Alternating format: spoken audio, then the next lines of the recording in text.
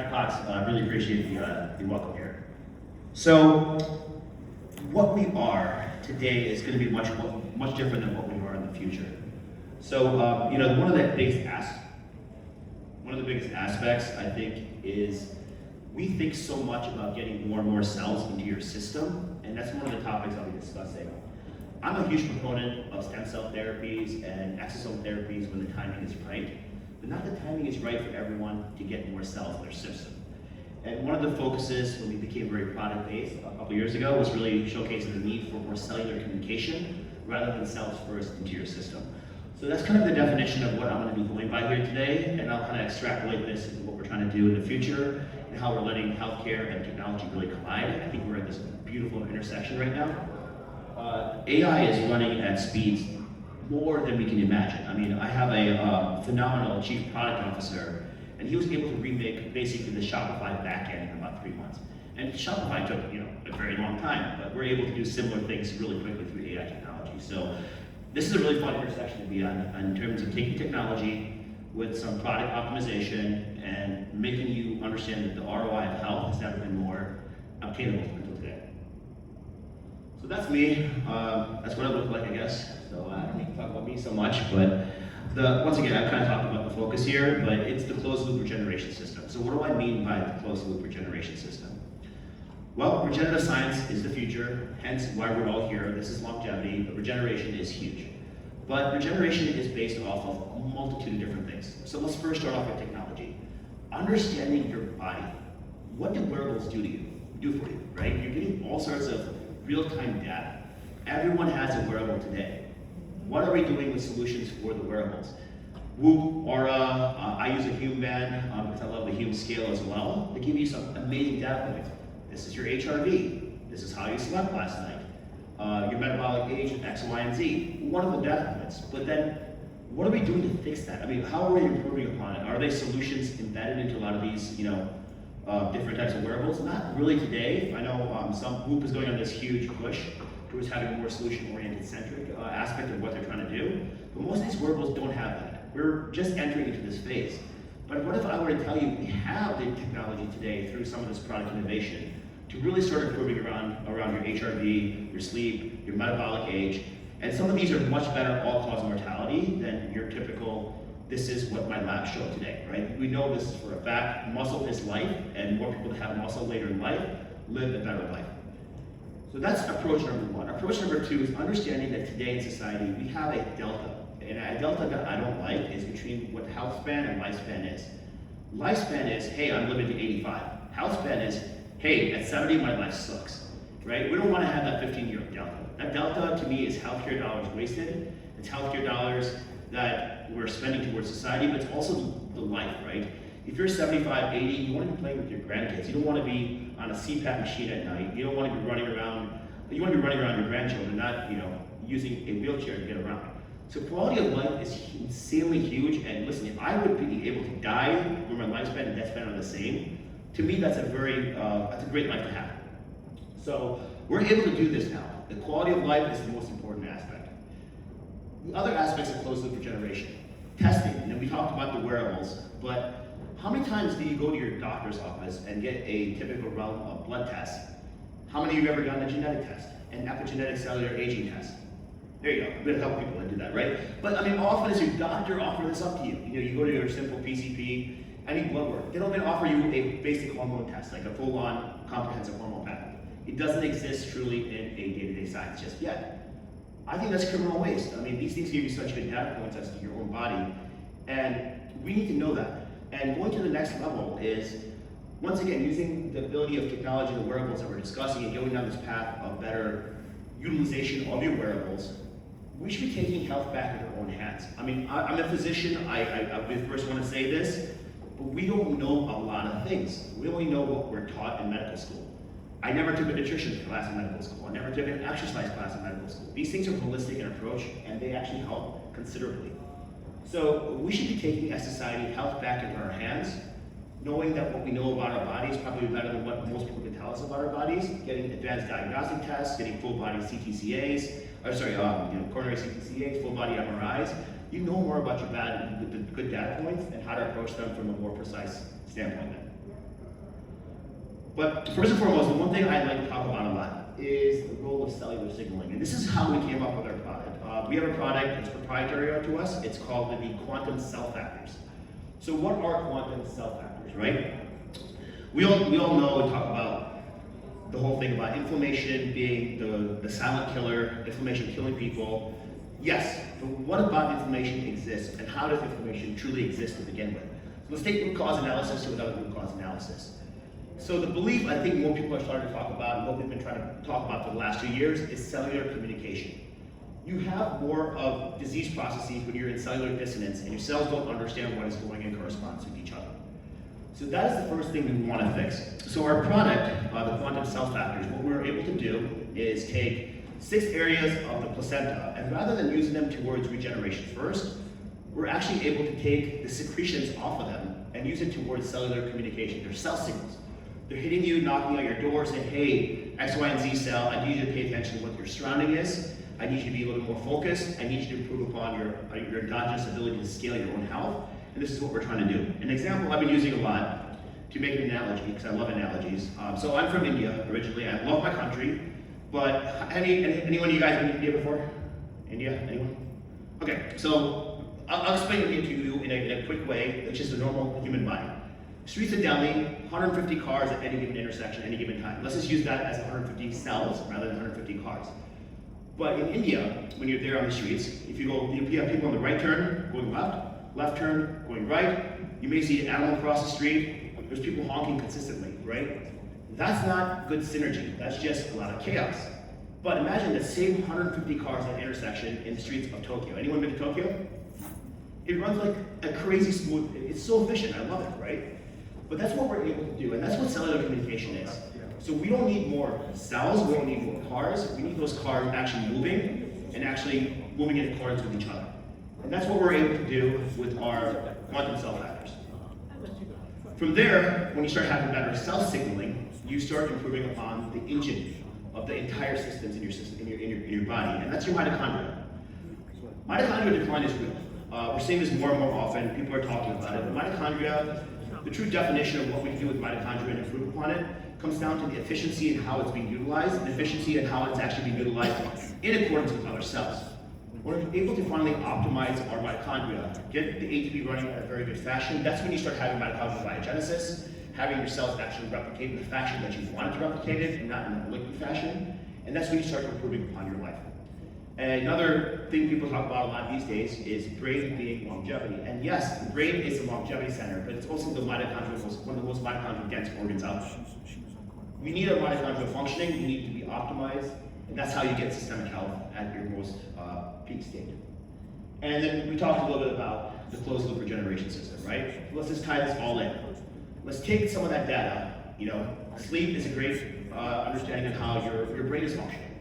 Your HRV is great from a metabolic cardiovascular health standpoint.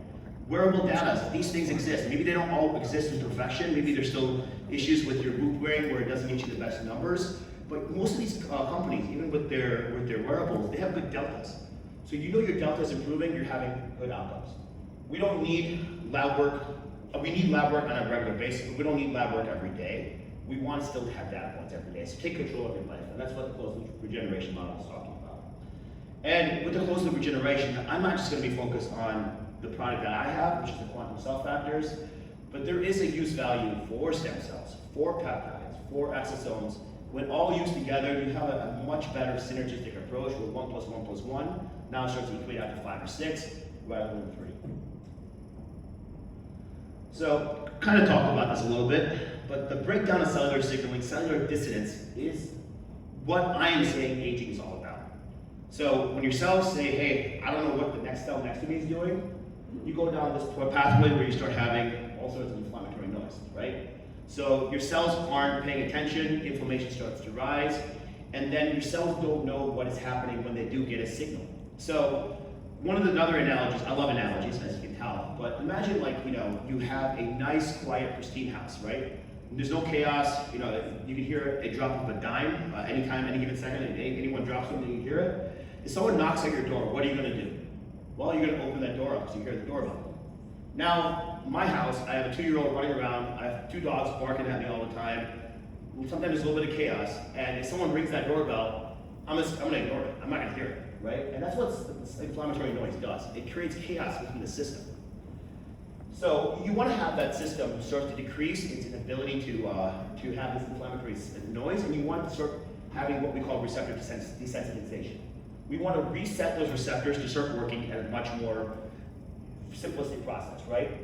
And this is when things start to get good, because let's just say now you're on 4 different blood pressure medicines, right? And now your receptors are starting to work. Guess what? You may not need 4 different blood pressure medicine. Your need for those high levels of medication start to decrease.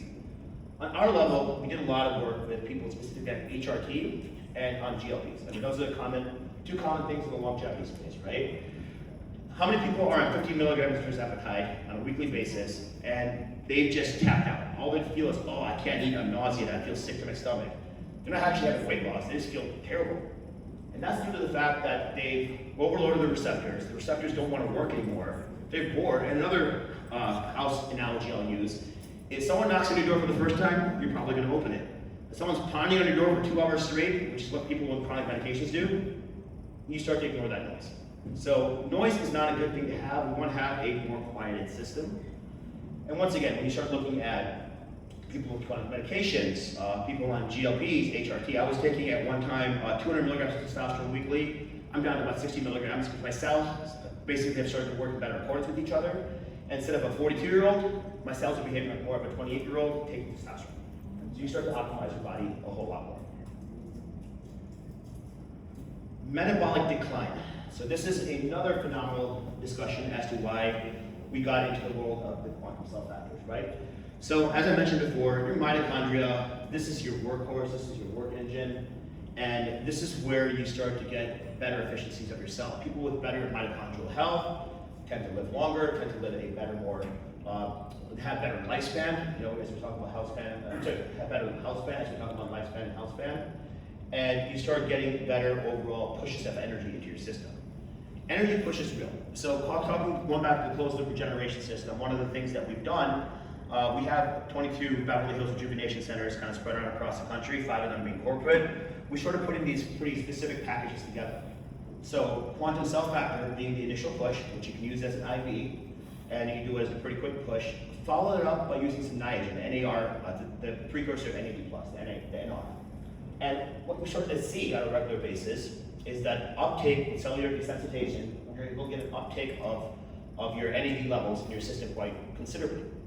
So what does this mean? Well, we start getting some testing back, we start looking at some of this aging processes through epigenetic cellular methylation testing, and people start to improve their aging process and to start aging the other direction. A cell that once, your cells are showing at one time that, hey, you may be 42, your brain was initially at 45, for current use, we start dropping the age on a regular basis. And that's what systemic health is about, right? It's about improving upon your organ ages, giving yourself longevity, and giving yourself the best metabolic and push through some of this ATP improvement of your mitochondria. Spoke a little bit about this, but kind of discussing this again, right? A common problem in today's world, and I use GLPs considerably in terms of my usage because we do have pretty good data about this, is so many people use GLPs in the country today. It's become the new craze. And once again, I think people use GLPs inappropriately. People are told to take these whopping doses once a week, and this is me going off on a little bit of a side rail, but it's not a once a week drug. It's more of a 2-3 times a week at microdose levels. You can get better results, and you don't create this receptor overload. Regardless, people do get this receptor overload once again, and this is a very common aspect in most people that are on GLPs. So we want to reset the receptors. We want to make these receptors more accessible. So we can start taking the quantum cell factor at a regular time, your ability for your cells to start communicating, opening up those receptors, allowing for actual ability for those products to actually permeate and hit those receptors start to occur in real time. People taking 15 milligrams start dropping down to 12, 10 milligrams of weekly dosing. They start actually getting the weight loss that occur again, right? And we don't want necessarily weight loss. We want to have loss of fat. We want to have good weight loss. And we don't want to be necessarily losing muscle.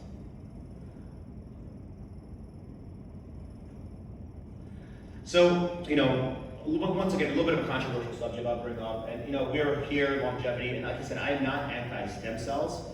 I'm stem cells for the right reasons at the right time. You know, I was talking to a gentleman in the green earlier, actually just a few minutes ago, and he was mentioning someone in his family with a condition, and I was saying that maybe they don't need extra cells, you know, and we do this, I think, at the service quite a bit of times, and we started dosing people with stem cells. Stem cells, inherently, they have their own issues. They have DNA, they're not acellular. Our product, like I mentioned, it's an acellular product, by the way. There's no DNA in it. The chance of having an actual reaction is next to nil. And it's a signaler. So what can we do? We're utilizing this with stem cells, right?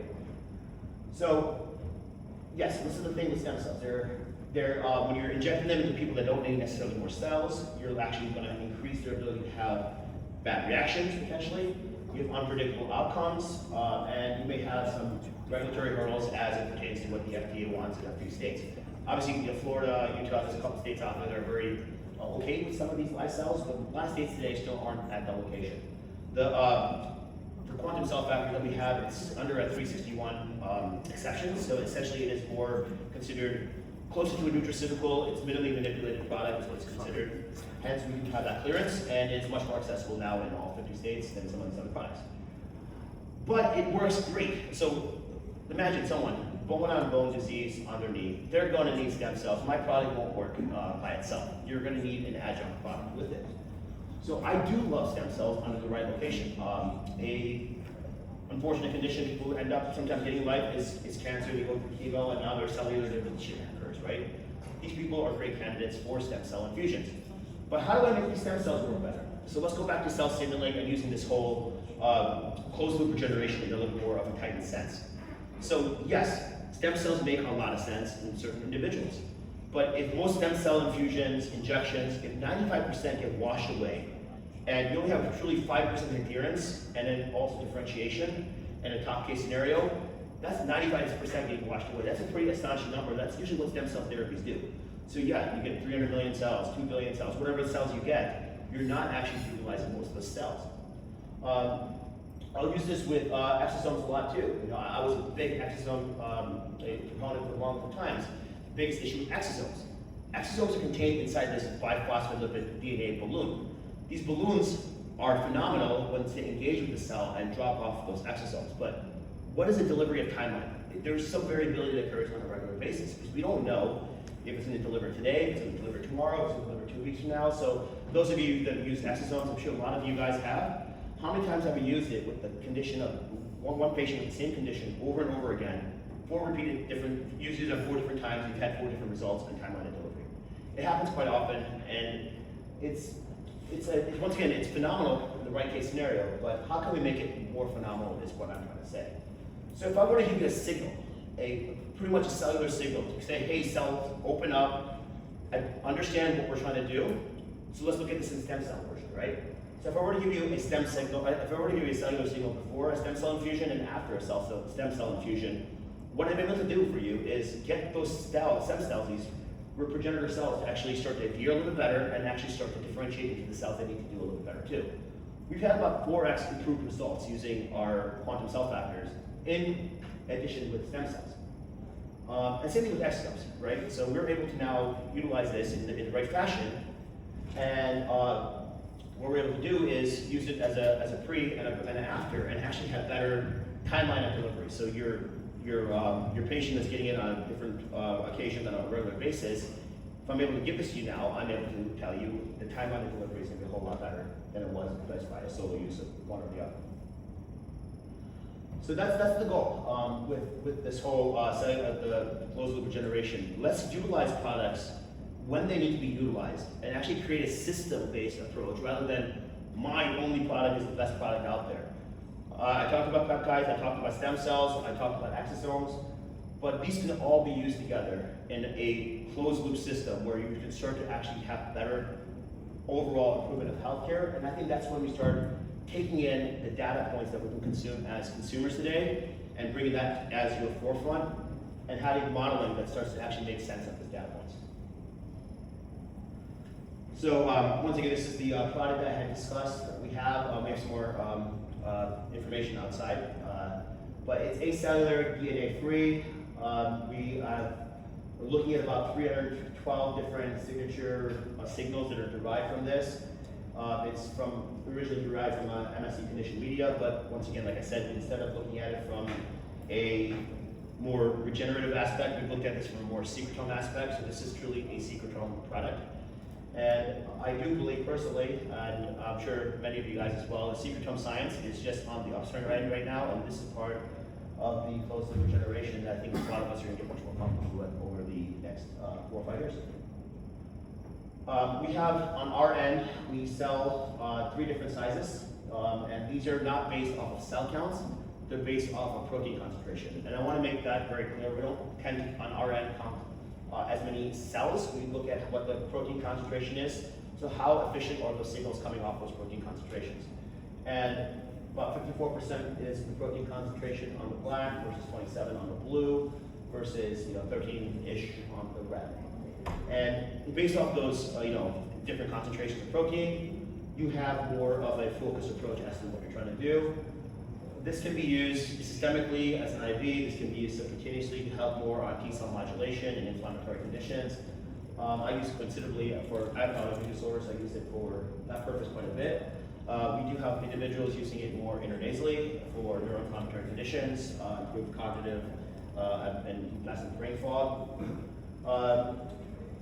Orthos, they'll do intra-articular joint injection, as I mentioned, with stem cells and without stem cells. We do like, especially in larger joints, to have some sort of scaffolding product. So if you do use a stem cell product, it gives you the stickiness factor that we love. And then, as you go down this, once again, this is more from the black's more from a, let's get you started, let's get you on more of a systemic reset. The quantum blue is more about, hey, you got a little bit better, you're a little more optimized, let's get you on an out pattern, month-over-month quantum blue. The quantum red is very specific for truly those trying to improve upon their receptor sensitivity as it pertains to GLPs, HRT, so on and so forth. But they all have a reasoning in the whole grander scheme of things, and our goal is to partner as many individuals that are in the longevity space by offering a proprietary product that works very good by itself, but works even better in conjunction with others. So I think I did speak about some of this, just kind of going back to the baseline behind where I'm coming with signaling. So one of the other analogies I'll use is, the peptide business is a huge burgeoning business right now. So we've started looking at truly